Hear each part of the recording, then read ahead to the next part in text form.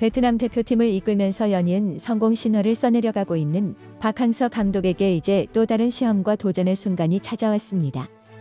바로 지난 1일 아시아 축구 연맹의 본부가 있는 말레이시아 쿠알라룸푸르에서 열린 2022년 카타르 월드컵 아시아 지역 예선의 최종 예선 조추첨에서 박항서 감독의 베트남 대표팀이 현 시점에서 아시아에서 최정 상급 팀 중 하나로 평가받는 일본과 강력한 피지컬을 갖춘 호주, 중동의 전통 강호 사우디아라비아, 최근 축구에 돈을 엄청나게 쏟아붓고 있는 중국, 그리고 역시 중동의 복병으로 손꼽히는 팀 중 하나인 오만과 함께 비조에 편성된 것입니다.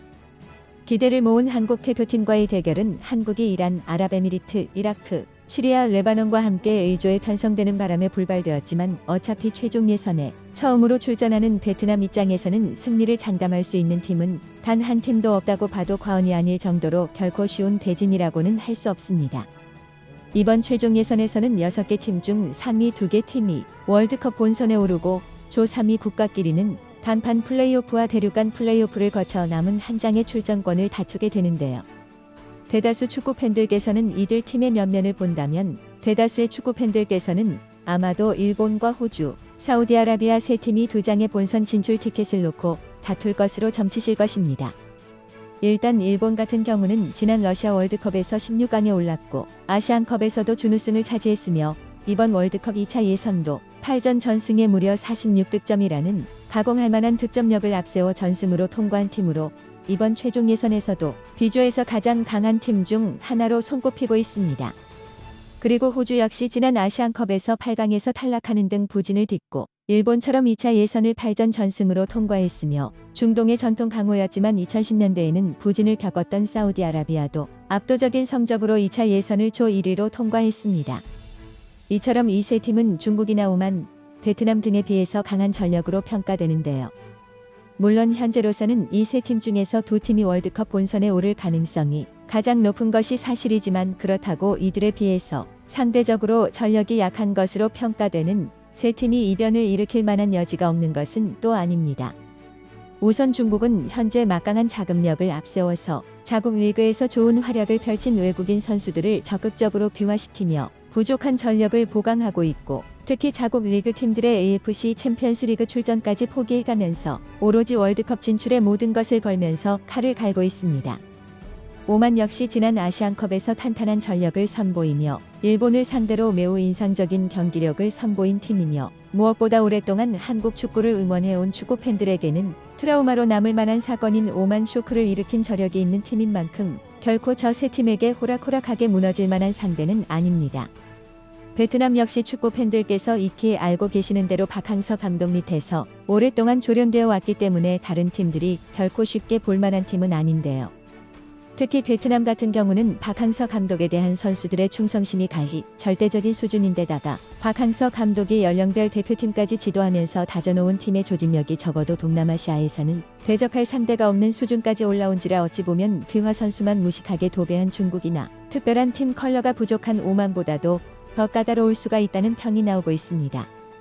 이 때문에 축구 팬들 사이에서는 베트남이 월드컵 진출은 어렵겠지만 최소한 순순히 일본이나 호주, 사우디아라비아 같은 강팀들에게 순순히 승점을 바치는 경기는 하지 않을 것으로 보고 있습니다.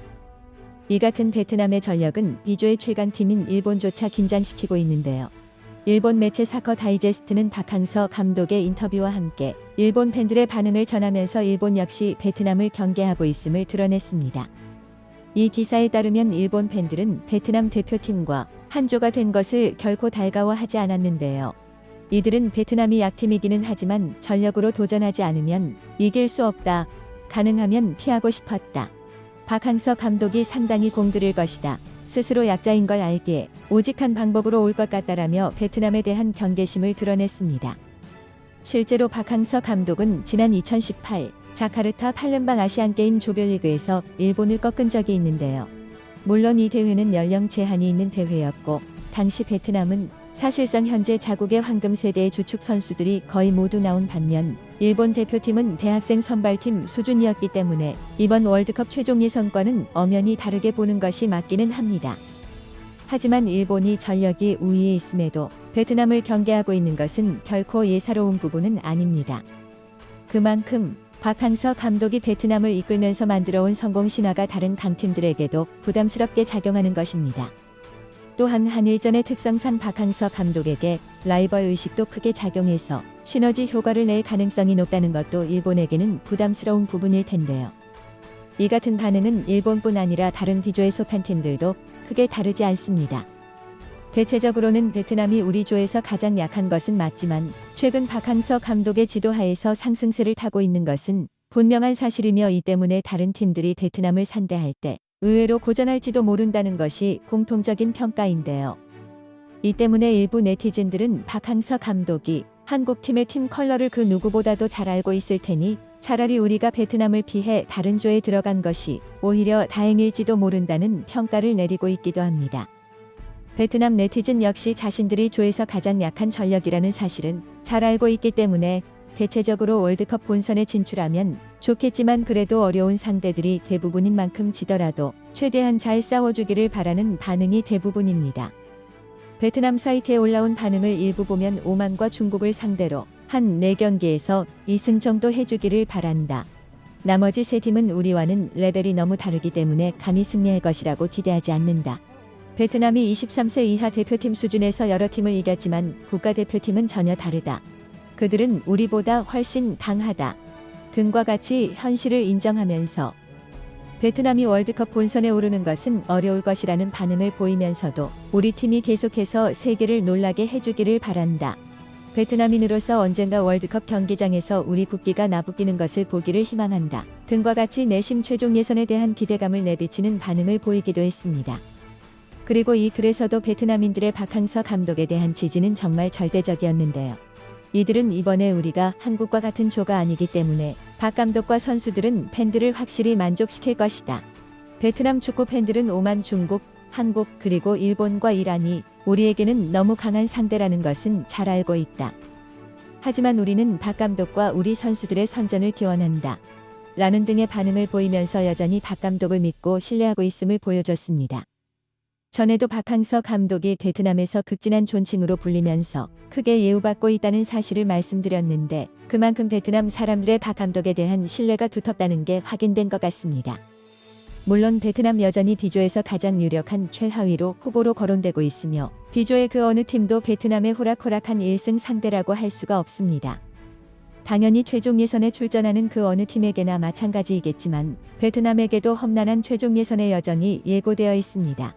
하지만 역으로 베트남 입장에서 보자면 조에서 가장 낮은 위치에 있는 베트남은 잃을 것이 없는 입장이기도 합니다. 그런 만큼 반드시 베트남을 잡아야만 하는 부담감을 가진 상태로 나올 것이 뻔한 상대를 말리게 만들 수만 있다면 당초에 예상했던 것보다도 좋은 성적을 거둘 수 있을지도 모릅니다.